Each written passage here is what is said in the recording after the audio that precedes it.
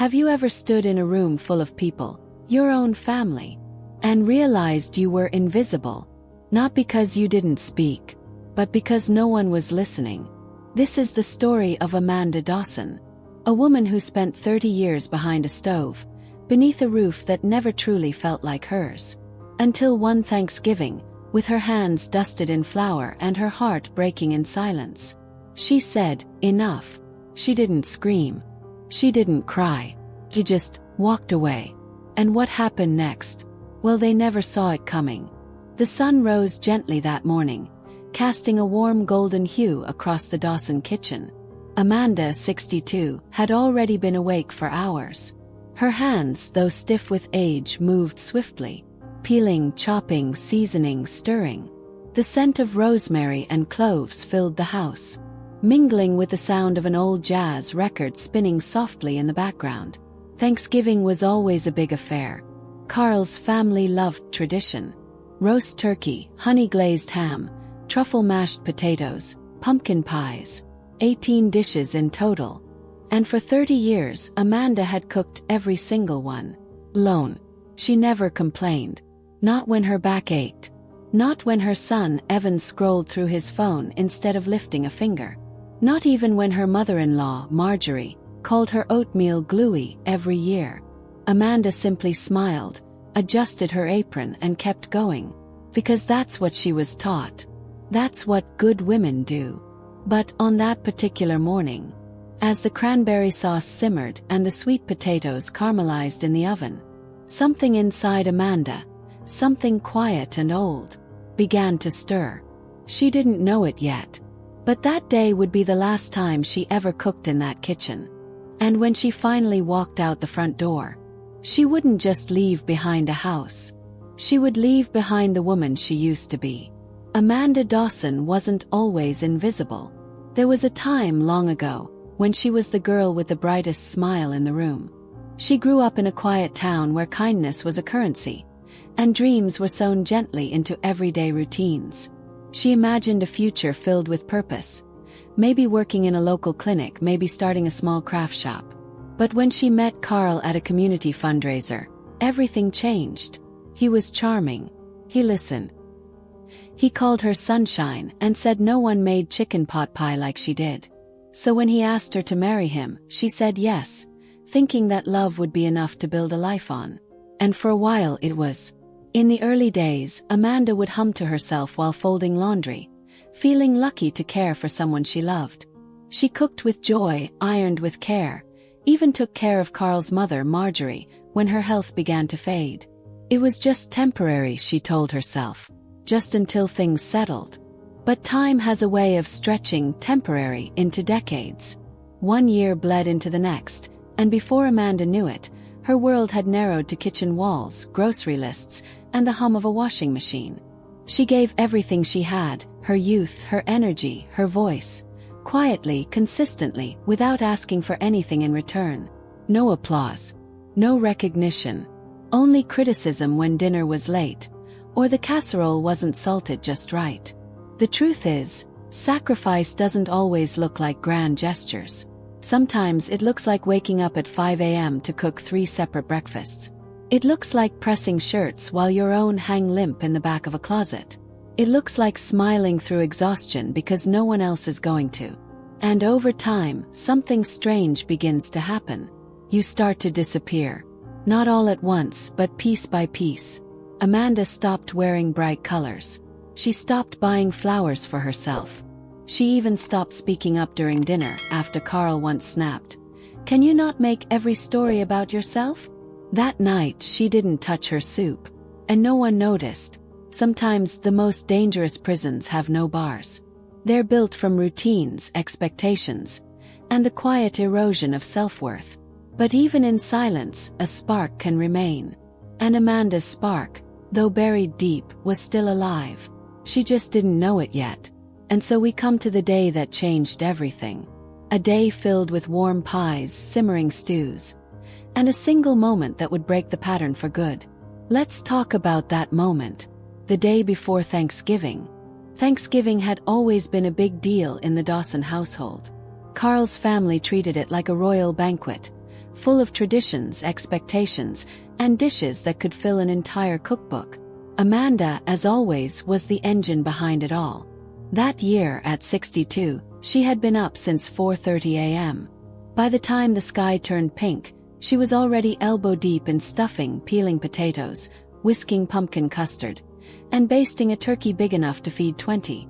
The house smelled like cinnamon and roasted garlic, like warmth and welcome. But the kitchen felt like a battlefield. No one offered to help. Not Carl. Not Evan. Not even Marjorie, who sat in the living room flicking through old magazines and occasionally yelling, "Amanda, don't forget the cranberry sauce. And this year, make sure it's not too tart." Teen dishes, 4 different dietary requests, and not a single kind word. At noon, Amanda's back was aching. Her hands trembled from holding the mixer too long. Still, she pushed on, silently measuring, folding, timing everything to perfection. Then came the moment. Amanda was kneading dough for the pie crust when Marjorie shuffled into the kitchen, holding her tea mug like a scepter. Without a hello, without even a glance, she said, "I need warm lemon water with honey. Fetch the honey from the bottom cabinet." Amanda didn't flinch, didn't look up. She kept working the dough and replied calmly, "The honey's in the basket under the cabinet, Marjorie. You can grab it, it's right there." There was no malice in her tone, just exhaustion and fact. But Marjorie exploded. "You know my back is bad, and you still expect me to bend down. What kind of heartless woman are you?" The mug slammed into the sink. Glass shattered. Porcelain pieces bounced across the tile. Amanda froze. Flour still clung to her knuckles. And then Carl walked in. Not to check if Amanda was hurt. Not to calm his mother. Well, he looked at the shattered mug and barked, "Abigail, what the hell is wrong with you? She's your elderly mother-in-law." Behind him, Evan mumbled without lifting his eyes from his phone, "Yeah, Mom, it was just honey. You didn't have to make a scene." Then, as if on cue, Evan picked up her apron from the counter and tossed it on the floor, for Marjorie to walk on like a welcome mat. And something broke inside Amanda. Not a snap, not a scream, but a quiet, searing crack. The kind that runs deep through years of silence and sacrifice. Because the truth is, breaking points rarely come with fireworks. Sometimes they arrive with a whisper, in a kitchen filled with warmth, except for the people in it. Amanda stared at the puddle of chicken juice near her feet. She looked at her flour-dusted hands. And then she looked at her son, the boy she had once held through fevers and nightmares, now treating her like the hired help. There's nothing more painful than being unappreciated by the very people you give everything to. But sometimes pain has a purpose. Sometimes it opens the door to truth. And for Amanda, that door was about to swing wide open. Because what came next wasn't just a reaction. It was a declaration. A quiet, powerful choice to say, "No more. So let's walk with her." To the moment she stopped being silent. And started becoming free. Not all pain leaves bruises. Some pain lingers in words. Soft-spoken, repeated, and carefully disguised as truth. Amanda had never been hit. Not once. But for 30 years, she had been chipped away by something far less visible. But just as damaging. Started small. "You're not really dressed for company, are you?" Carl said one evening, as Amanda served his mother's favorite stew. She was wearing a soft lavender blouse that she'd bought years ago. The last time she had chosen color over practicality. That night, she folded the blouse away in the back of the closet. And from then on, she wore navy, beige, and charcoal. Colors that faded into the background. Just like she did. Then came the comments at the dinner table. Carl, a self-proclaimed music expert, once said, "That slurping noise is unbearable. Like nails on a chalkboard." Amanda didn't sip soup at the table again. In fact, she stopped eating with them altogether. They never seemed to notice. Evan, her son, used to smile when she braided his hair and tucked little notes into his lunchbox. But by his teenage years, the smile faded, replaced by a frown and a phone. Why do you always look tired, Mom? Can you try not to talk so much when we're watching something? You always make things so dramatic. Amanda absorbed every word like a sponge, not just hearing them but believing them. And Marjorie, she was the master of subtle warfare. Amanda, try to smile in the mornings, dear. I lose my appetite just looking at you. Is it that hard to cook without burning something? I told Carl you were too sensitive for marriage. Guess I was right. Amanda never screamed back. She never fought. She just got quieter. Because the thing about subtle abuse is that it teaches you to doubt your own worth. Question your memory. To shrink before anyone even asks you to.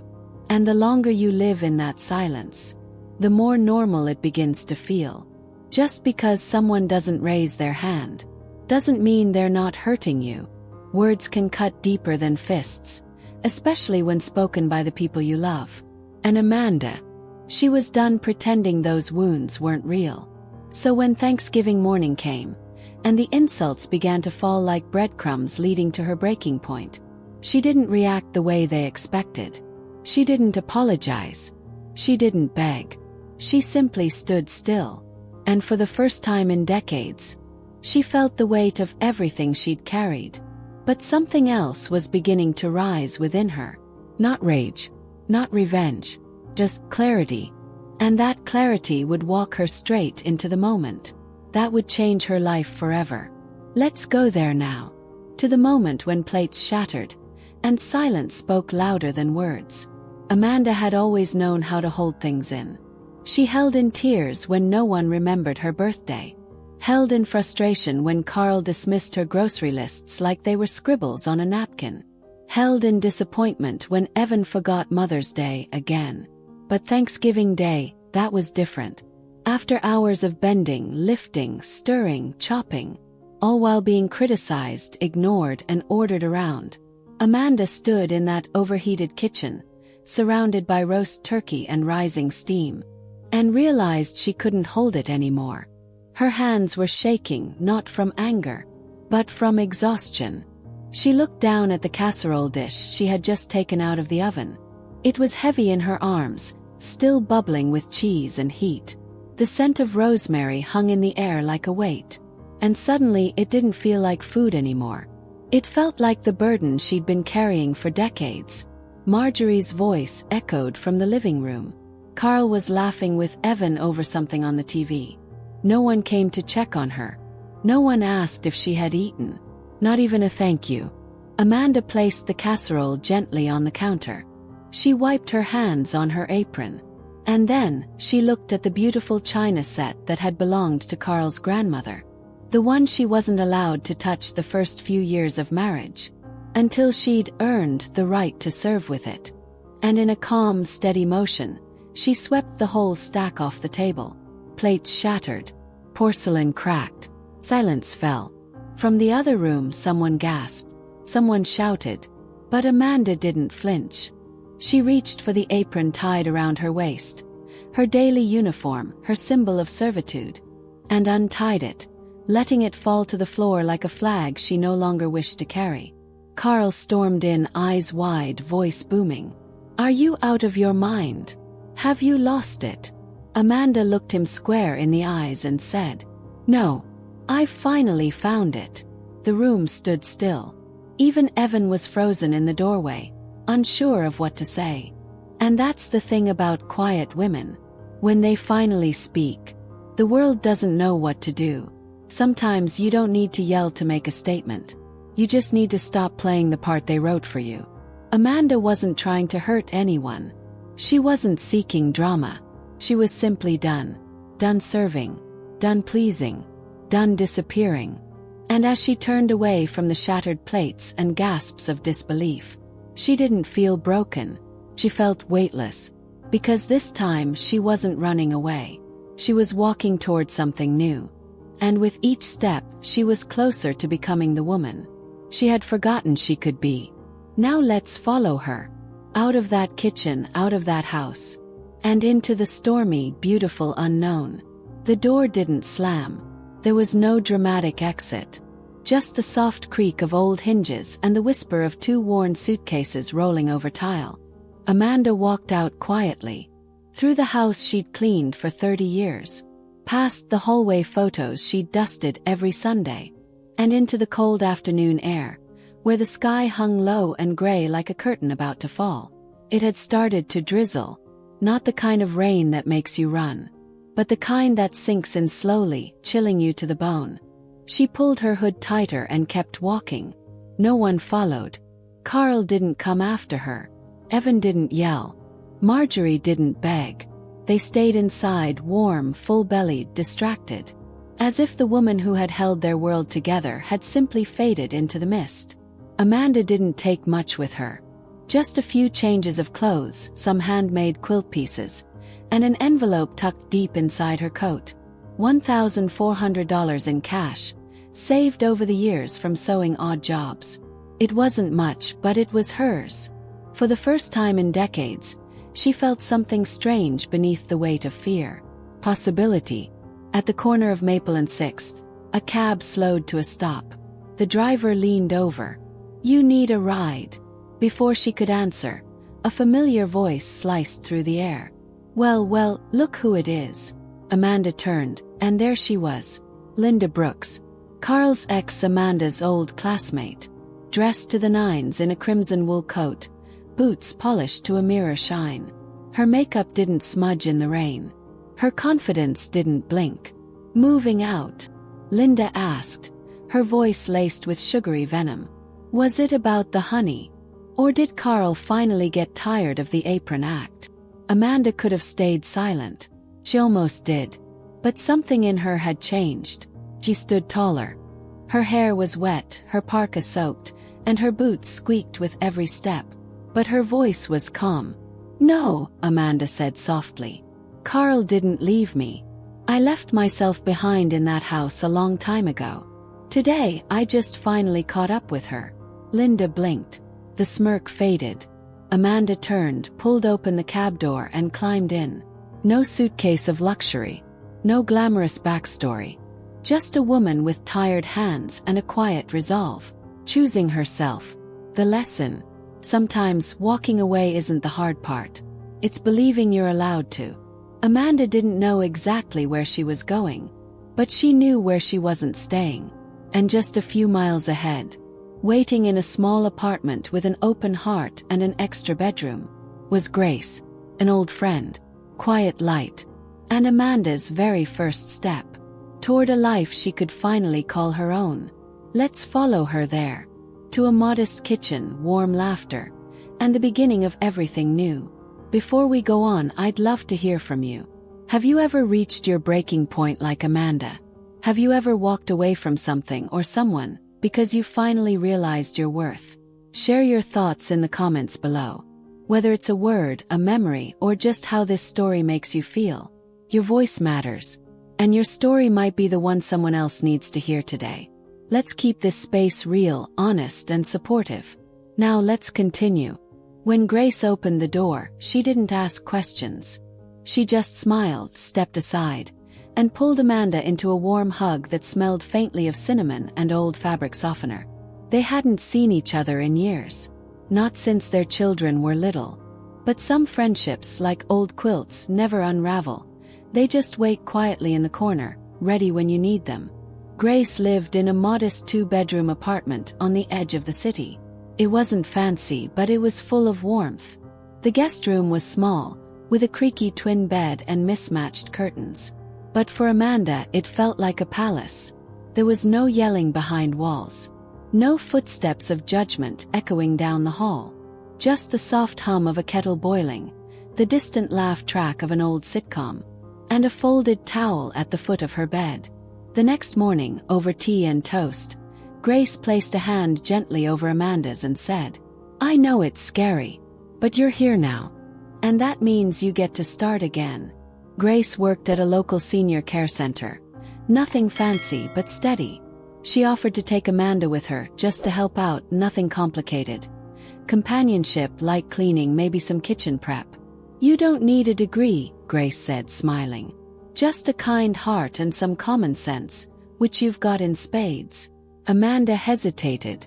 She hadn't worked outside her home in over 30 years. She barely knew how to use a smartphone.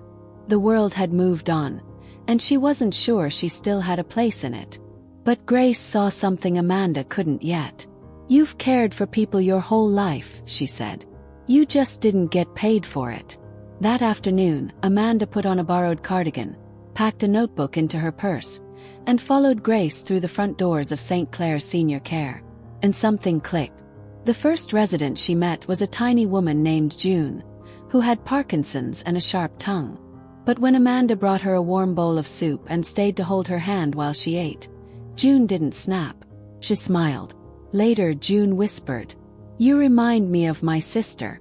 She used to hold my hand the same way." Amanda blinked back tears. For the first time in years, she felt seen. Not as a cook or a cleaner or a house fixture, but as someone who mattered. And that night, back in Grace's kitchen, Amanda opened the old shoebox she'd carried with her all this way. Inside were scraps of fabric, thread, buttons, remnants of the little quilted purses and placemats she used to sew in stolen hours between chores. She laid them out on the table like a deck of quiet memories. Grace's eyes lit up. "Amanda, these are beautiful. You made these." Amanda nodded, shy. "Just something I did to pass the time." But Grace shook her head. "No, these aren't just something. These are art. You've got gold in your hands, and people need to see it. Sometimes we carry treasures we've been taught to call trivial, but the world needs the gifts we've buried under obligation." That night, Amanda didn't sleep much. Her mind buzzed with possibility, like it hadn't in decades. She wasn't just safe. She was starting to grow roots in new soil. And tomorrow, she'd take her first step into a future she'd never dared to imagine. Selling her handmade pieces to the world. One stitch, one order, one quiet victory at a time. Let's go there next. To a little online store, a blinking notification, and a woman rediscovering her worth. Amanda had always been good with her hands. They were strong, weathered, and reliable, shaped by years of peeling, stitching, mending, and making. But until now, no one had ever called that a skill. To them, it was just what moms did, what wives were supposed to do. Invisible work that didn't come with titles or paychecks. But Grace saw something else. And so, one rainy Thursday afternoon, with a borrowed laptop and a mug of chamomile tea, they sat together at Grace's kitchen table. Grace showed her how to create a profile on Etsy, how to take pictures of her quilted purses in natural light, how to describe her pieces with heart, not just hand-sewn pouch, but stitched with care, just like the ones my grandmother used to carry. Amanda was nervous. She fumbled with the keyboard. She spelled description wrong twice and accidentally uploaded the same photo 3 times. But Grace just laughed gently and said, "You're doing fine. You're learning." That night, Amanda uploaded her very first 3 listings. She didn't expect anything. She wasn't even sure why she'd done it. But the next morning, her phone buzzed. New order received. Her breath caught. She stared at the screen, blinking through a swell of tears. Someone, somewhere, had seen her work and wanted it. Not out of guilt. Not because it was expected. But because it was beautiful. Amanda placed her hand over her chest, feeling the steady thump beneath her palm. It wasn't just a sale. It was a whisper from the universe. You have something to offer. You always did. That weekend, she brought a few of her items to the local craft market where Grace rented a booth. She expected to sit quietly in the back, but instead, strangers stopped to admire her purses. One woman picked one up, ran her fingers over the careful stitching, and said, "This reminds me of my mother. She used to sew. I haven't seen anything like this in years." Amanda smiled, softly, humbly, but with pride. The world often overlooks the hands that hold it together. But value isn't defined by applause. It's found in the quiet, enduring things we create with love. Day by day, Amanda began to build a rhythm. Caregiving in the mornings, sewing in the evenings, packing orders with handwritten thank you notes tucked inside. And with each parcel sent out into the world, she stitched back pieces of herself. The girl who used to dream, the woman who forgot how. For the first time in decades, she wasn't surviving for others. She was thriving for herself. But while Amanda's new world was blooming, back in the old house, things weren't going quite as smoothly. The kitchen stood cold. The sink overflowed with dishes. And Marjorie's grumbling grew louder by the day. Carl and Evan had always assumed someone would be there to clean up after them. But Amanda, she had taken more than her suitcases when she left. She had taken the center of the home. Let's take a look inside that house and see what happens when the one they called just a housewife is no longer there to hold it all together. The Dawson house had never felt particularly joyful, but at least it had always been functional. Dinner was on the table. The laundry was folded. The pantry was stocked. The floors were clean. All things Carl and Evan never gave much thought to, until Amanda was gone. The first few days after she left, it didn't quite register. Carl barked out instructions from the living room. Marjorie grumbled about her tea. And Evan, as usual, stayed glued to his phone. But something was off. The dishwasher was still full. The trash hadn't been taken out. No one had picked up Marjorie's prescription. By the third day, the house began to show signs of unraveling. The refrigerator smelled sour. The bathroom towels were damp and still in a heap. And Carl, who once scoffed at Amanda's overreactions, now stood in the kitchen, holding a pot of burnt rice, muttering curses under his breath. Dinner was no longer a warm spread with side dishes and garnishes. It was microwaved leftovers. Or worse, takeout that Marjorie called greasy junk. Evan tried to make a sandwich once. He left the bread out overnight and it hardened into something that could chip a tooth. He Googled how to boil eggs twice. Still got it wrong. No one knew where the vacuum bags were. The laundry piled up. The floors stayed sticky. And Marjorie, she complained louder than ever. She never should have left, she snapped, voice sharp as vinegar. She always did this. Dramatic fits for attention. She'll be back. But she wasn't. And every day that passed made it harder to pretend she would. Carl tried to call once. Amanda didn't answer. Evan sent a text, just one. So what's the plan now? She didn't reply. Because Amanda was no longer the cleanup crew for their chaos. She wasn't waiting in the wings, hoping to be missed. Sometimes the only way people learn what you meant to them is by letting them live without you. Amanda had been the silent engine of that home. Invisible but vital. Taken for granted until she disappeared. And what was once seen as nothing special had turned out to be the glue holding it all together. But Amanda wasn't looking back. She had a small table near a sunlit window, a growing list of Etsy orders, and a quiet joy that came from knowing she didn't need anyone's permission to feel proud of her work. Still, not everything was resolved. Not everything was behind her. Because even when you walk away, some people find a way back into your life. And for Amanda, the next knock at her door wouldn't be from Carl, but from someone she'd once rocked to sleep in her arms. Let's open that door. It happened on a Tuesday.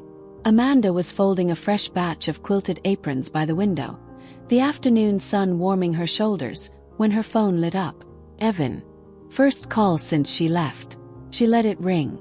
Not out of anger, but because she needed a moment to breathe. She answered on the fifth ring. There was no grand apology. No defensive rant. Just a soft, hesitant voice.